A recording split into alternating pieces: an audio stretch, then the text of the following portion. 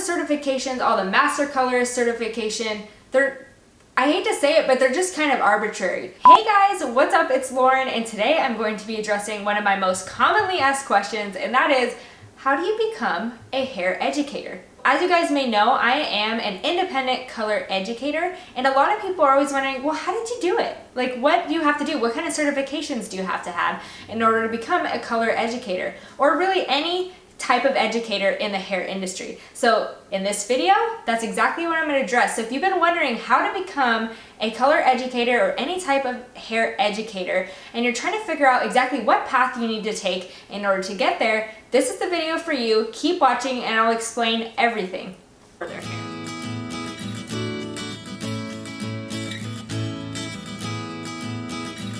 Hey guys, I'm Lauren, and on this channel I give away free education and resources for hairstylists who are looking to grow their business, brand, and technical skills. So if that's something that you want more of, make sure to subscribe and hit the notification bell. That way you will know every time I release a new training. So if you are really passionate about helping people and wanting to kind of contribute to growing our industry, there's really three different paths that you can go down as far as being an educator. And I'm going to go through each one and tell you kind of what the benefits and some of the cons are for each one as well. So really the three options you have are, number one, you could be a cosmetology instructor. So when you were in hair school, those are all of the instructors that you had helping you pass your state board and helping you kind of get through your initial certification and schooling.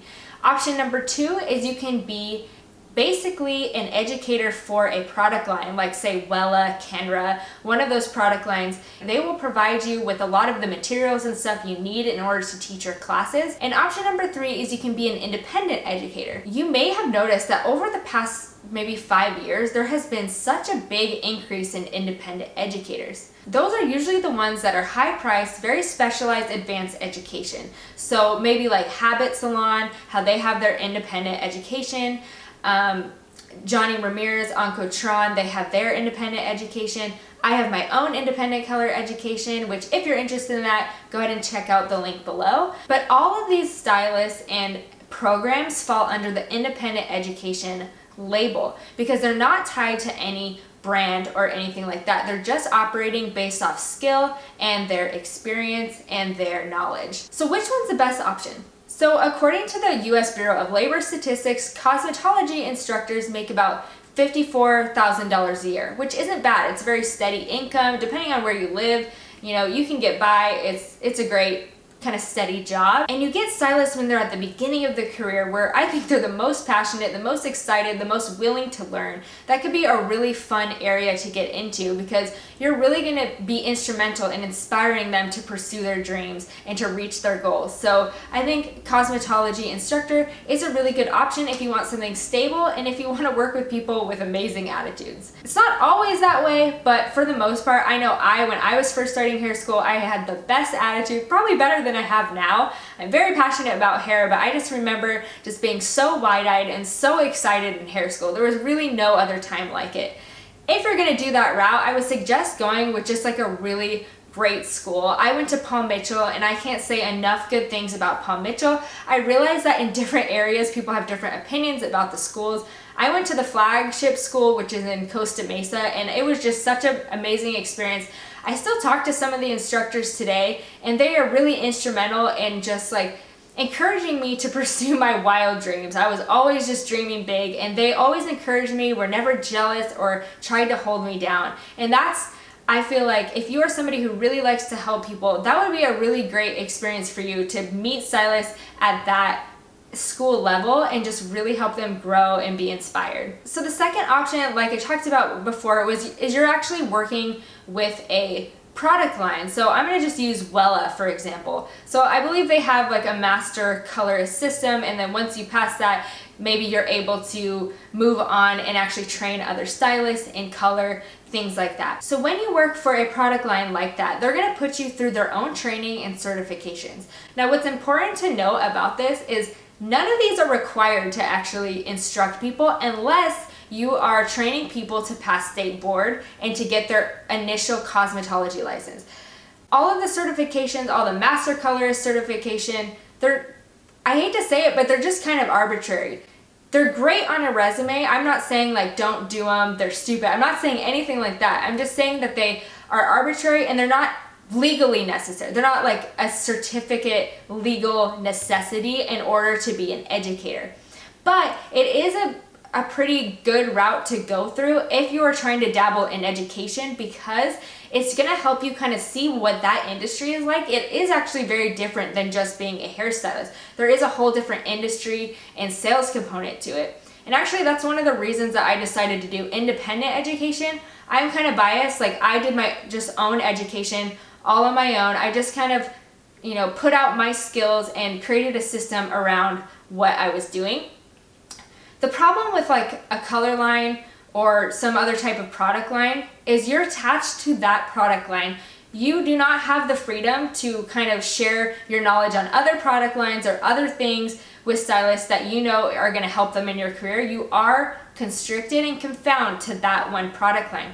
And a lot of times what it can kind of turn into, again, I've never went this route, but this is what I know based on what, other stylists have done and what I've seen in the industry, is you become kind of like more of a product rep and less of a technically driven educator. Yes, if you're a really great educator, you're gonna do your best to educate stylists on, amazing new techniques and things that are really gonna benefit their career. But your main goal, the main goal when you are working with a product line is to sell their product. And there's just really no way around it. That is the goal and you can't really branch out. So that's actually the main reason that I never pursued that. And really in order to pursue it, all you have to do is just apply. You apply, you go through their training, and then you're able to do their education. Some of the benefits of working with a product line though is that there is so much more security in it. When you're an independent educator, you have to come up with your own curriculum. You have to do your own, education to prepare yourself to educate others. You have to do your own marketing. You have to create a product that is marketable in the first place. So when you work with an established product line or color line, they already have that kind of brand worked out for you, and the marketing and the travel expenses. You don't really have to pay for anything. You just have to show up and do your job. So that's one of the more attractive qualities of working for a product line or color line. Now, being an independent educator, I truly believe that this is the best avenue, but I also believe it's the most difficult. So if being an independent educator is something that you really inspire to do, maybe start out in one of those other options before, just so you could kind of get an idea of like how things work, how to be an effective communicator, an effective speaker. Start to understand the nuances of what people are really wanting. You may find that, the product line that you are associated with, you may actually love it and want to work with them forever. Sam Villa is one of those educators that, he's connected to Redken. He's amazing and he does amazing work, and he has been with Redken for a long time. They have a wonderful relationship. You may find that it's actually amazing, but you may find that there's some areas where you think you could be more helpful than what the product line is kind of allowing you to do. You may find that you just have too many boundaries with that color line or product line, and you're gonna wanna branch out and just create your own methods and sell purely your own technique. And it doesn't matter what product line the people are using. You may have your preferences, like for example, I love using Shades EQ. I have certain tools and instruments that I always use, and that's part of my curriculum, but I'm not confined to them, and that's the difference. So I feel like being an independent educator, I can really just promote my technique, my skill, my knowledge, and not worry about my sales for a certain product line. And I think that also on the consumer end, for other stylists looking for an educator, I think that they really appreciate that. I think that a lot of times with product knowledge, education, they kind of notice that it becomes just more about the sales, because after the class it's about, let's buy all these products so you can do what we just taught you. And the technical part gets a little bit diluted because of the sales aspect of it. So that is kind of the main reason why I'm an independent educator. Now, a lot of people ask me like, what certifications do you have to be an independent educator? Well, like I said before, you actually don't need any certifications. All of the certifications that exist, for example, like Master Colorist, those are all product line specific or independent education specific. There's no like legal certifications that you need in order to be an independent educator. However, the market is going to decide whether you're qualified or not. So if you just decide, oh, I'm gonna be an independent educator, you just put out something, have people buy it. If people aren't being helped and they're not finding value in what you are offering them, you are gonna fail very quickly, because now you may have noticed over the years, there are so many independent educators. So you have to make sure that you have created a product, a system, method, technique that people are really after and people are really wanting and really hoping to achieve. So it can be very intimidating trying to do all of this stuff on your own, because when you're an independent educator, you're not just a teacher. You don't just show up and do your job. You have to plan the courses, plan the curriculum, test out the curriculum, make sure that you have a proof of concept and that this is actually something that's working. You have to get feedback from students, make sure that everything makes sense, that they're able to actually kind of be successful with the information that you're giving them. All of these little things have to be in place for you to be a successful independent educator. And then you also have to market your course. So once you've found a course, or once you've created a method and course that really works for people, then you have to figure out a way to market it. And you can use social media, you can use, the internet, you can use all different kinds of avenues, but that can be very, very difficult in such a competitive market where you're competing against established brands like those color lines and other, product lines and things like that. So I actually have a background in communication and public speaking. That's what I studied in college, as well as business and marketing. So I think that really prepared me to just jumping right into becoming an independent educator. But if you feel like that's super intimidating, start out with one of those other options and just get experience, because the key to any of this is you want to just have the right experience. Now you could get that experience by working for another company, or you can do trial and error. And I'm just somebody who always does trial and error. And if that's something that you feel like you want to do, I'm actually going to be creating another course on how to become an independent educator. So if you're interested in staying updated about that, let me know in the comments. Okay, so since I told you before that my favorite option is becoming an independent educator, yes, it can be very challenging. Yes, you have to market yourself. Yes, you have to create your own brand and create your own course and do a lot of trial and error. But if this is really the avenue that you want to go down, it's going to be really rewarding, because before I told you what the average income is for like a cosmetology instructor, which is $54,000-ish a year, if you're an independent educator, the sky is the limit. And that is what is so freeing about it. So yes, it takes a lot of extra work, and you're not just an educator, you're a marketer, you're a course creator, you are everything. You don't have any help, you pay for everything. But the reward could be so much greater. You can actually make so much money being an independent educator. So how do you do it? So the first thing that you want to do is you have to master the basics of whatever you're teaching. You have to know this material inside and out, and you can do that by actually taking other courses, by taking other independent education, or even educating yourself, or going through certification, or going through certifications from another product line. You can do that in order to educate yourself, but you have to master those basics, because there's no way that if you don't have a solid foundation, you are going to be able to help other people. You have to be able to answer as many questions as you possibly can that people throw at you. So if you don't have an expert knowledge of the foundations of whatever you're teaching, you are going to struggle. And number two is, this is the same advice I would give to any hairstylist or any business owner, really. Number two is you have to follow the audience. So you have to look at the industry, look at where the holes are in the industry, and figure out what the audience is really craving and what other hairstylists are really, really wanting out of their education.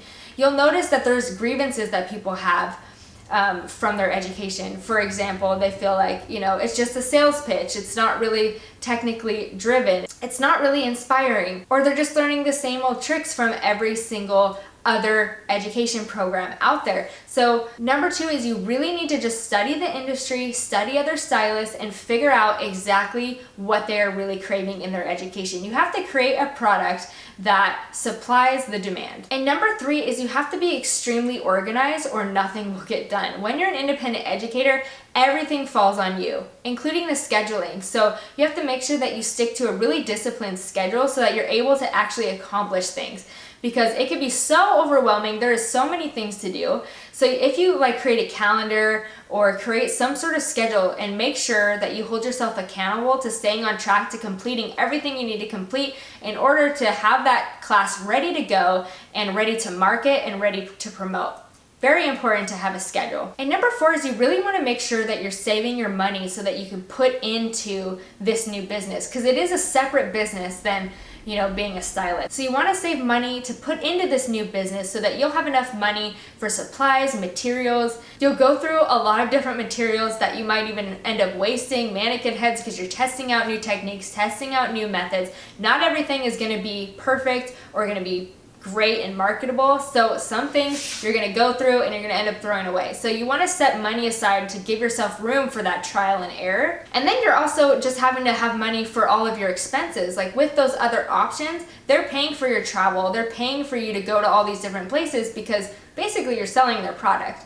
So when you're an independent stylist, you need to save money for all of your expenses, and you want to just kind of get a real good idea of that stuff ahead of time, so that you know how much money you need to save while you're working as a stylist in order to start this new venture. So I would love to hear from you. Let me know in the comments below if you're thinking about becoming an educator, if that's one of your aspirations for your career. What type of educator are you hoping to become? Do you want to be a cosmetology instructor?